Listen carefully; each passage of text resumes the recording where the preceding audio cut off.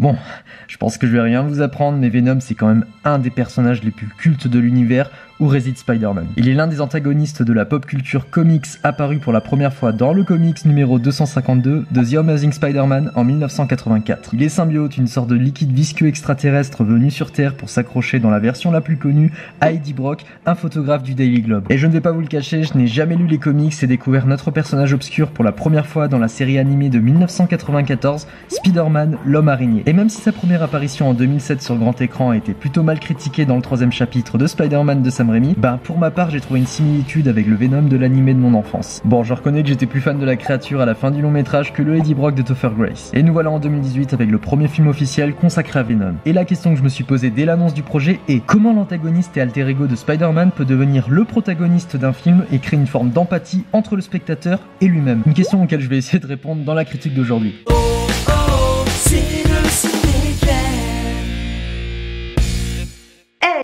Salut à tous, bienvenue dans le Ciné-Clem, j'espère que vous allez bien et on se retrouve aujourd'hui pour une toute nouvelle vidéo critique. Et il s'agira de Venom, réalisé par Ruben Fleischer et mettant en scène Tom Hardy, Michelle Williams et Riz Ahmed. Venom nous raconte l'histoire de Eddie Brock, un journaliste télé qui sera possédé par une créature mystique du nom de Venom. Et voilà, je pense qu'on peut pas faire mieux niveau résumé quand on sait que le scénario est écrit sur un demi-post-it. Car sans surprise, Venom n'est pas bon, c'est un film qui arrive à se planter sur l'intégralité de ses choix artistiques. C'est vraiment un énorme nanar, mais ça a quand même le mérite d'être un nanar divertissant. Bon, j'avoue que j'aurais préféré ne pas payer pour voir ce long métrage, mais qu'est-ce que j'ai ri, mon dieu qu'est-ce que j'ai ri. Et il y a quand même 2 points positifs dans ce film, c'est que 1, son rythme est excellent, enfin on s'ennuie pas une seule seconde et quand le générique de fin arrive, on est quand même surpris. Et deuxièmement, c'est qu'il est extrêmement drôle, mais extrêmement drôle pas par ses gags ou ses dialogues, mais par sa nullité. Vraiment je me suis marré tellement c'était médiocre. Pour faire simple, en gros Venom c'est une immense bande-annonce de 1h40 remplie de cuts sur chaque plan et sur chaque scène. Tout va super vite, vraiment. Venom est à Sony ce que Suicide Squad est à DC. Et on sent vraiment que sur la production du film il y a eu un nouveau montage et que très certainement plus d'1 heure de film a été retiré, ça se sent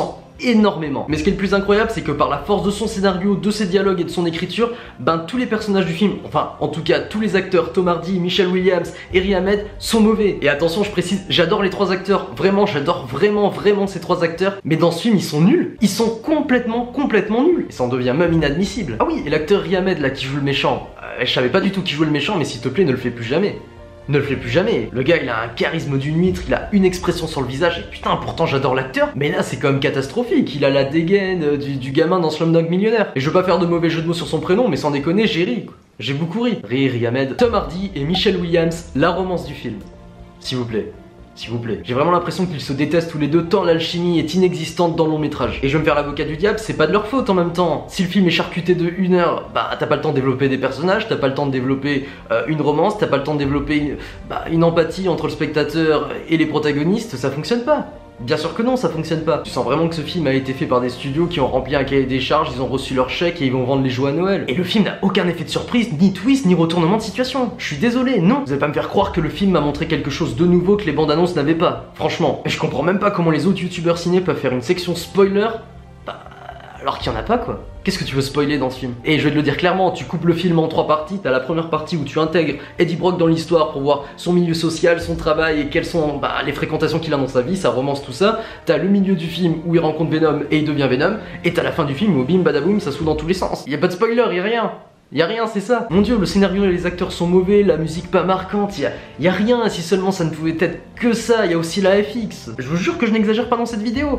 La FX n'a pas évolué depuis le Spider-Man 3 de 2007. Et franchement, je préférais celui-là. Je préférais le Eddie Brock de 2007, je préférais le Venom de 2007. Putain, au moins ça avait du sens avec son époque, c'était raccord au niveau de la progression technologique, voilà, ça allait avec l'époque. Et moi ça m'a plu. Là franchement j'étais...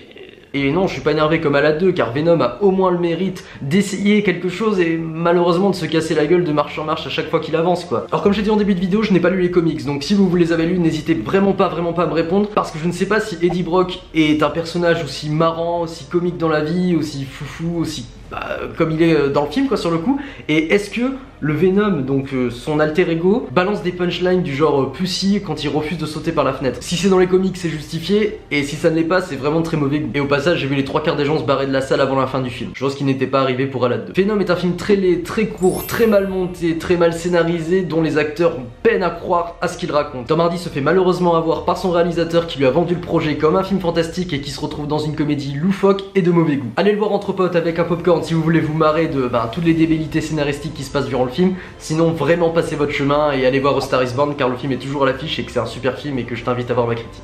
Voilà. Et voilà, cette vidéo se termine là pour aujourd'hui. N'hésitez toujours pas à rejoindre mes réseaux sociaux qui s'affichent juste en bas, à mettre un petit pouce bleu sur cette vidéo si elle vous a plu, à mettre un commentaire si vous avez vu Venom, si vous avez pas envie de le voir, bref, je réponds à tout le monde et n'hésitez toujours pas à vous abonner et à activer la petite cloche. Moi en tout cas, je vous embrasse, je vous laisse là et je vous dis à très vite dans le Ciné Clem. Ciao.